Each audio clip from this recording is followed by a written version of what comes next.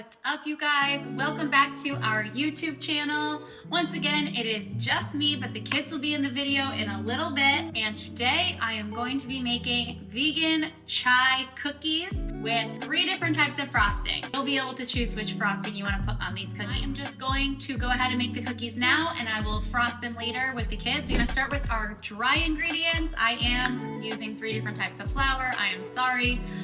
No white flour again in these. I'm really trying to get away from using white flour altogether. You're not supposed to scoop the flour like this, but since we have been doing it this way, just go with it, because if you do it the right way, your measurements will actually be off. We tried to do it the right way for a little bit and it didn't work for us. So 1 cup of white whole wheat. This is the golden wheat by King Arthur that I always use. 1/2 cup of blanched almond, 1/2 cup of spelt. It is getting harder and harder to film with the kids. They are both in school now, full days, and they have lots of after school activities. They have activities on the weekends, and on the days when they don't have an activity, they just want to be outside playing with their friends, and I love that. So you might see a little bit more of me filming half of the episode without them, but that's the way it's gonna be, and that's okay. We're gonna whisk all these flours together. I'm gonna add some salt. To make these taste like fall, I was really craving like chai spice, and I decided to make my own. There's not that much left because I've used a lot of it this week. Let me tell you, I'm gonna take my recipe book so I don't mess this up. What is in my chai is cinnamon, cloves, cardamom, nutmeg, and allspice. I had added some ginger initially. I don't really like ginger, so. I like the addition of allspice. The Whole Foods, this is simply organic, and then the Trader Joe's pumpkin pie spice come very close to tasting like a chai spice. However, I would go ahead and add the allspice in because the Trader Joe's one does not have that, and neither does this Simply Organic. I really feel like the allspice gives it a nice chai flavor. I also put the chai spice in the frosting. I really wanted these to just be like a bite of fall. If you don't want to put the spice in your frosting, that is fine. I would just up the spice a tiny bit in the recipe. So I'm gonna do 1 teaspoon of the chai spice in the cookies if I have enough left. Oh Lord. If you are not going to add any chai spice to your frosting, I would up it to about 1.5 teaspoons. I'm gonna mix that in. It smells so good. 1 teaspoon of baking soda, and then we're just gonna whisk that all together and set the dry ingredients aside for a moment.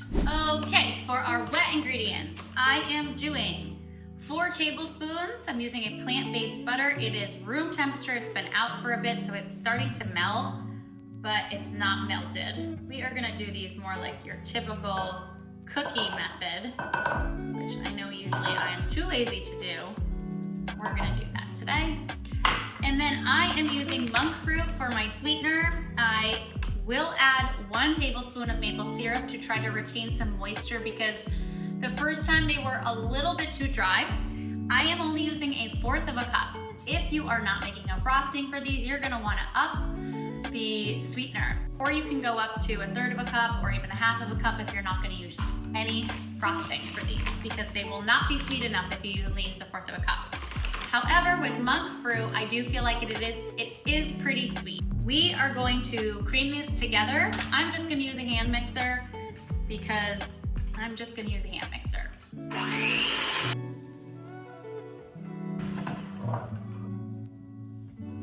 Okay, we're gonna add in our vanilla extract.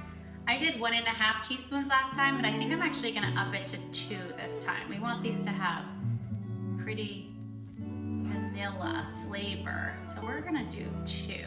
Adding 1 tablespoon of maple syrup to up the moisture. We're gonna add some applesauce. 4 tablespoons of butter is really not a lot of fat. I tend to get away with it most of the time. But for cookies, we really don't want them to be too dry. Okay, lastly, 1/8 of a cup of milk. I'm using oat milk. This is pretty sweet, this milk. That is a little more than 1/8. used to have 1/8 of a cup, and I don't know where it went. I got lost. That's about me. A lot of times for cookies, you add your dry slowly into your wet, but since I'm not using the KitchenAid, I am actually just going to pour the wet into the dry because I think that will be easier. We are going to mix everything together.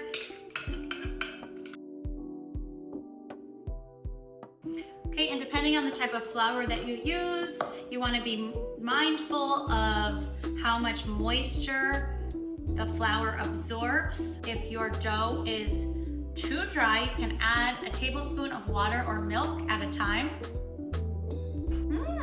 Those are so good. Okay, we're gonna roll these out. I am gonna smush them down just a bit.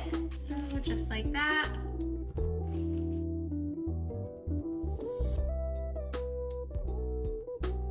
Okay, you guys, I got 20 cookies. They are,